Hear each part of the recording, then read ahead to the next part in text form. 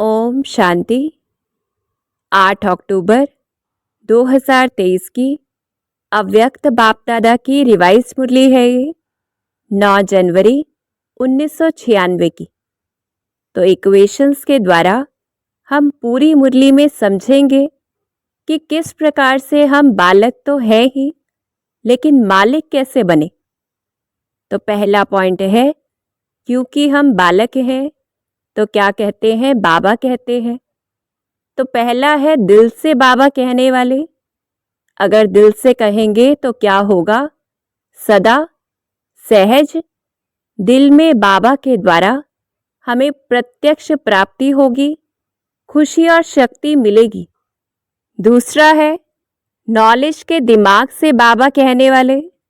तो चेकिंग करनी है तो क्या होता है, सिर्फ उस समय तक खुद को बोलने में सुनने वालों को भी खुशी होती है, अच्छा लगता है, लेकिन सदाकाल और दिल में खुशी और शक्ति दोनों हो ऐसा नहीं रहता है। तो अंडरलाइन करना है, चेक करना है हम कौन से बालक हैं। फिर बात आती है मालिकपन की। तो तीसरी पॉइंट है, विश्व के मालिक बाप के हम बालक हैं तो हम मालिक तो है। कौन से मालिक हैं? स्व के ऊपर राज्य अधिकारी, बाप के सर्व खजानों के मालिक और विश्व के मालिक। तो सदा निश्चय रहे, नशा रहे, अगर हम मालिक हैं तो ये पहचान है। पहला तो बालक कैसे है और दूसरा मालिक कैसे है। अगर मालिक है तो नशा और निश्चय रहेगा। फिर चौथी पॉइंट है कि जो बेहद के बाप के पास सर्व खजाने हैं, उनको जितना हम अपना बनाते हैं, अर्थात मेरा वर्षा है। और वो कैसे होता है, जितना चिंतन करते हैं, जितना उसे कार्य में लगाते जाते हैं, तो वो हमारा बन जाता है। और फिर बांटते जाते हैं तो सर्व खजानों के मालिक बन जाते हैं। फिर पांचवी पॉइंट है कि जो स्वराज्य के मालिक हैं वो कैसे होते हैं। स्वराज्य हमारा बर्थ राइट है। ब्राह्मण बनते ही हमें खुद पर राज्य मिल गया। और कैसा होता है वो राज्य, सदा स्व की सर्व कर्मेंद्रियां ऑर्डर प्रमाण हो, कर्मेंद्रियां कर्मचारी हो, मालिक नहीं। मन आपका सहयोगी मंत्री हो, राजा नहीं। तो अंडरलाइन करना है, तब कहेंगे भाग्यवान आत्माएं। तो चेकिंग करनी है, क्या हमारे पास स्वराज्य का मालिकपना है, क्या कर्म इंद्रियां हमारे अनुसार चलती है, कहीं वो मालिक तो नहीं है। फिर छठी पॉइंट है कि मन ऐसा है जो मालिकपन को हिलाने या भुलाने वाला है या अधीन बना देता है। तो आज बाबा ये मालिकपना हमें सौंप रहे हैं, कैसे बनेंगे। तो एक तो याद रखना है, जो 7वीं पॉइंट है कि मन पर किसी भी बात का प्रभाव पड़ता है और फिर बुद्धि भी उसको सहयोग देती है। तो मन और बुद्धि उसी प्रकार जब चलती है तो संस्कार बन जाता है। तो हर वक्त अटेंशन रहे, हम संस्कार बना रहे हैं। फिर 8वीं पॉइंट है कि संस्कार वश हम हैं, कैसे पता चले।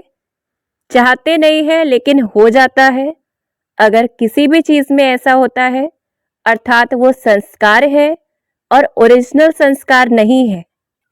तो अब हमें समझना है कि मन या संस्कार का मालिक बनने में विघ्न कौन से होते हैं।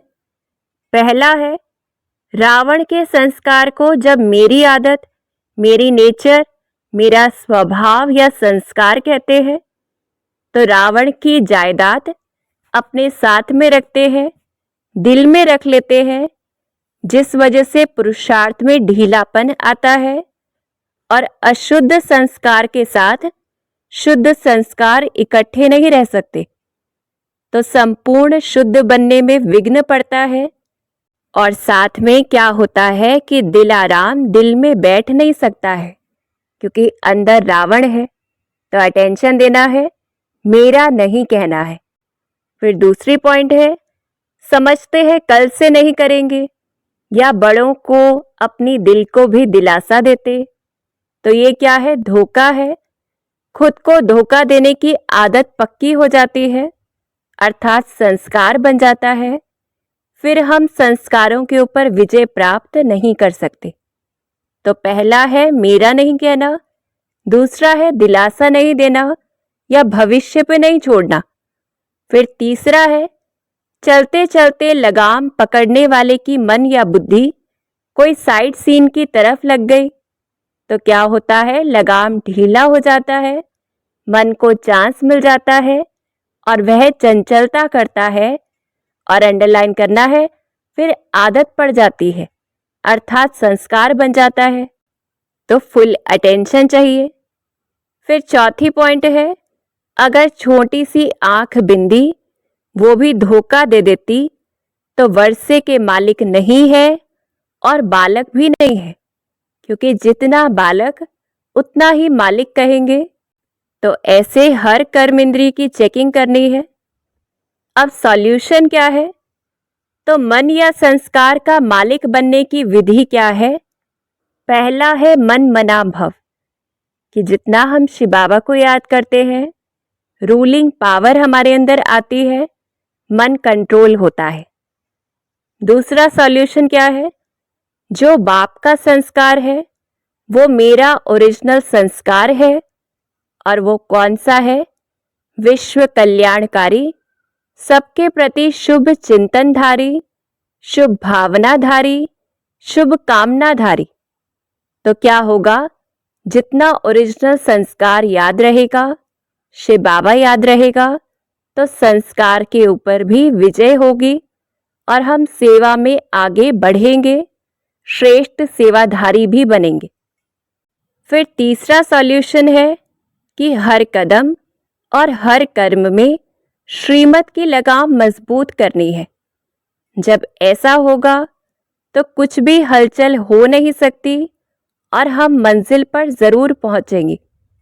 तो चेकिंग करनी है हमारे चलने में, खाने पीने, सुनने सुनाने में, हर चीज में श्रीमत क्या कहती है और हम क्या कर रहे हैं। फिर चौथी पॉइंट है, जो सोचेंगे और साथ में करेंगे तो पाएंगे जरूर, क्योंकि सिर्फ सोचेंगे तो प्राप्त कुछ नहीं कर सकते। तो पांचवी पॉइंट है, अगर हमारा रावण से प्यार नहीं है तो रावण के संस्कार हमें तुरंत छोड़ने हैं, ढीले ढाले रूप से नहीं, अर्थात दृढ़ता से छोड़ने हैं। तो ये भी मन और संस्कार को वश करने का तरीका है। फिर जो छठी पॉइंट है कि हमें ब्रह्मा बाबा को फॉलो करना है, उनके समान पुरुषार्थ, मेहनत और अटेंशन देंगे तो स्वराज्य अधिकारी, विश्व राज्य अधिकारी बन जाएंगे, प्रारब्ध प्राप्त होगी। तो कैसे करनी है उनके समान मेहनत? जो पॉइंट है कि ब्रह्मा बाप समान दरबार लगाते, रोज समाचार पूछना है अपने कर्म इंद्रियों से, अपने मन से, कि हे मन मंत्री, तुमने क्या किया, कहीं धोखा तो नहीं दिया।